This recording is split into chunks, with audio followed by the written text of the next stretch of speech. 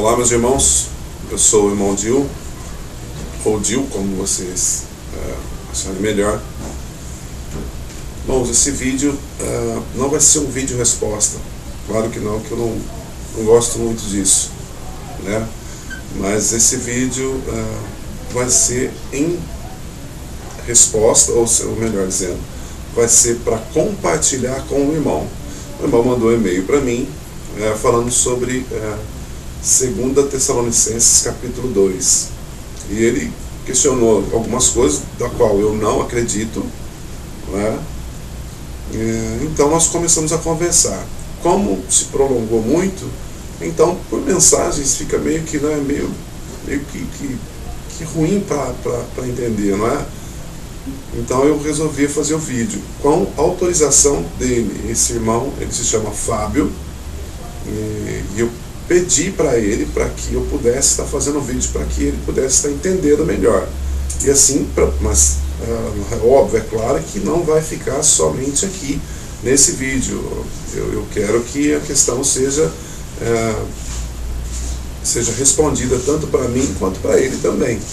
Então eu vou fazer o vídeo, mas eu vou esperar respostas e comentários, mensagens do irmão, para você, irmão Fábio. E para qualquer um, para todos que quiserem também estar comentando sobre o vídeo, fiquem à vontade. Na verdade, eu estou compartilhando com o irmão Fábio e também estou compartilhando com todos que entrarem no canal e verem esse vídeo.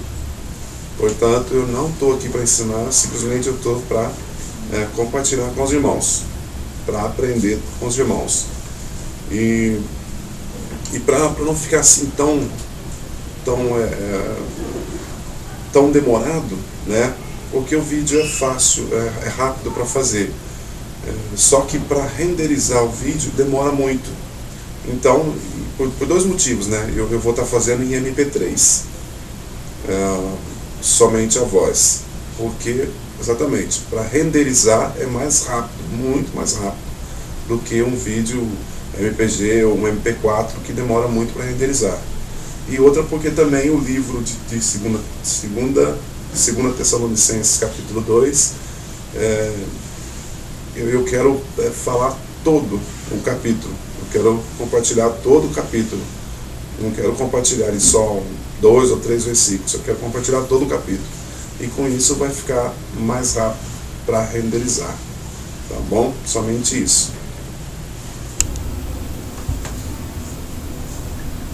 Bom, irmãos, a respeito do Apocalipse, da vinda do nosso Messias, muitos irmãos que têm acompanhado os meus vídeos, principalmente falando sobre o Apocalipse, sabe que eu não acredito no Apocalipse. E não porque ou talvez que eu não acredite no Apocalipse, que eu vou estar te influenciando com palavras ou com qualquer tipo de invenção minha, na verdade, tentar te influenciar a não acreditar também no livro do Apocalipse. Na verdade, eu quero compartilhar com você o que está realmente escrito. Não que eu tenha sabedoria, ou que eu fale a verdade, ou que eu sou o dono da verdade, ou coisa assim. Eu simplesmente estou passando para você o que está escrito, e para você estar analisando também. E, por favor, se eu estiver errado naquilo que eu estiver errado, por favor, esteja me passando para que eu me conserte, né? Vamos tentar entender aqui então 2 Tessalonicenses capítulo 2, que, como eu disse, muitos acreditam ainda que haverá a vinda do nosso Messias. Também, né, eu acredito no final de tudo, no fim do mundo, no fim de tudo eu acredito, porque todos sabem a sequência que o nosso mundo está dando, né? Tudo que está aparecendo agora, coisas que 50 anos atrás nem pensávamos em ver, né? Hoje a gente já está podendo ver, assistir, que eu digo assistir o mundo, né? Tipo drogas, armas, então haverá com certeza o fim de tudo. Nós mesmos, o ser humano mesmo, vai haver um tempo que ninguém vai suportar isso tudo, né? Eu não sei como vai ser, mas que eu acredito no final do mundo, no final de tudo, vamos dizer assim, no fim de tudo isso eu acredito, né? Mas no Apocalipse, no livro apocalíptico, ou no livro de Apocalipse, na questão apocalíptica, eu não acredito. Aqui em Tessalonicenses existe, aqui no caso pela Sociedade Bíblica, né, que a gente conhece, que é daqui do Brasil, tem 16 versículos no capítulo 2. Mas temos que entender que para os Tessalonicenses, né, no caso ali para os Tessalônicos, era uma carta de Paulo. Para nós né, certamente capítulos e versículos, mas para eles lá não era. No versículo 1 diz assim, ó: no que diz respeito à vinda do nosso Messias, a nossa reunião com ele, rogamo-vos, irmãos. Então veja, irmão, que a mesma vinda, o que diz aqui em 2 Tessalonicenses capítulo 2, no versículo 1, essa mesma vinda João também relatou em 1 João 2,28, só que ele relatou como última hora. Isso está em 1 João capítulo 2, versículo 18, que diz assim, ó: filhinhos, esta é a última hora. Vós ouvistes dizer que o anticristo vem. Eis que já há muito anticristos. Por isto conhecemos que é a última hora. Ou seja, já naquele tempo já havia muitos antimessias, né? Já naquele tempo. E no versículo 28, João fala da vinda do Messias. Diz assim, ó, versículo 28 de 1 João, capítulo 2. E agora, filhinhos, permanecei nele, para que quando aparecer, tenhamos confiança e não sejamos confundidos por ele na sua vinda. Aqui se retrata da vinda do Messias.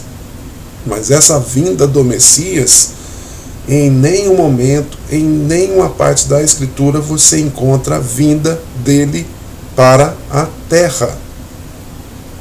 E isso nós temos que ficar focados, porque para um entendimento melhor, né? Do contrário, a gente vai pular passagens aí tudo e não vai entender nada. Aqui no caso, estaria João, aqui, no caso aqui que nós lemos, nessa passagem que nós lemos, se contradizendo com Paulo? Porque se Paulo fala de um tempo depois de 2000 anos, veja só, João fala da última hora. Então um não está batendo com o outro, não é? Então não estariam no mesmo espírito. Não estando no mesmo espírito, um deles estaria mentindo.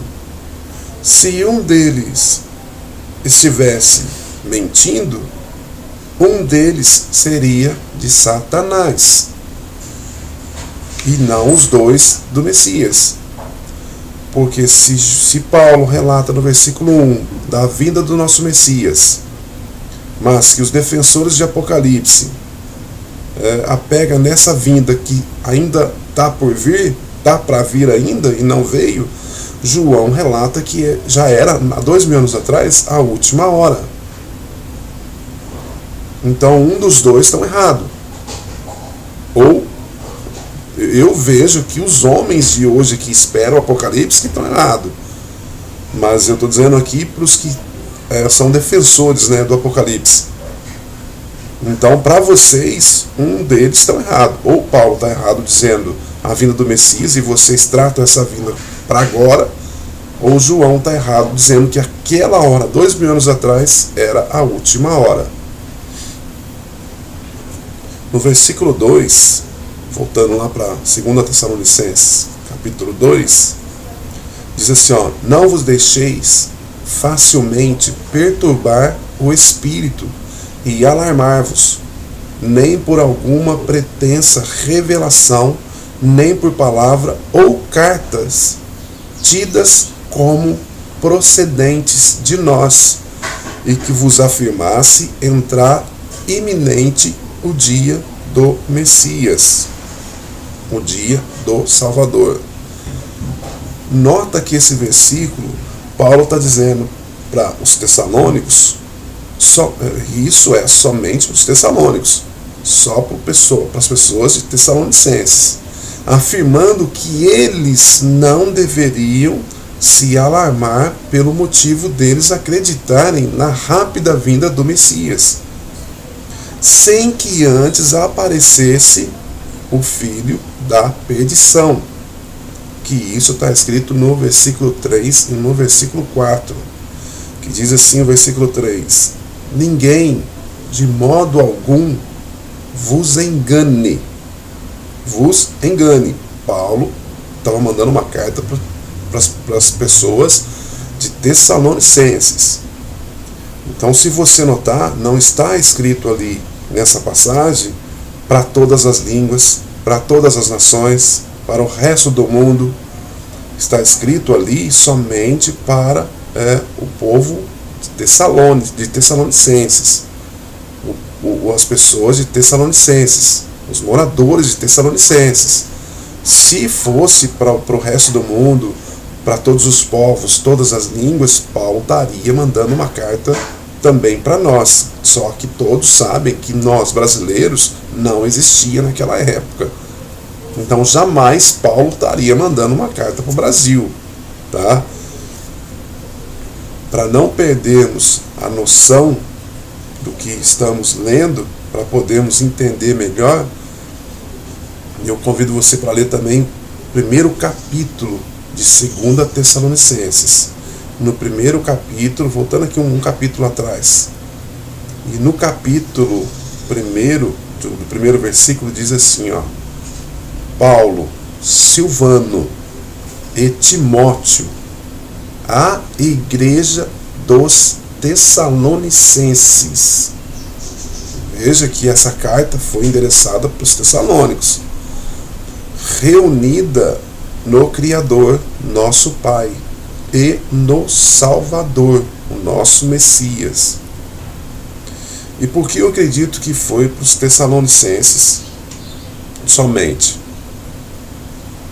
Não só por esse versículo, mas vamos ver o versículo 3 de 2 Tessalonicenses, capítulo 1 ainda.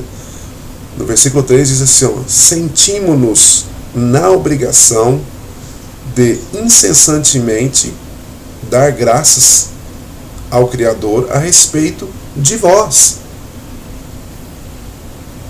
Nota, meus irmãos, que aqui Paulo está mandando uma carta para os Tessalonicenses.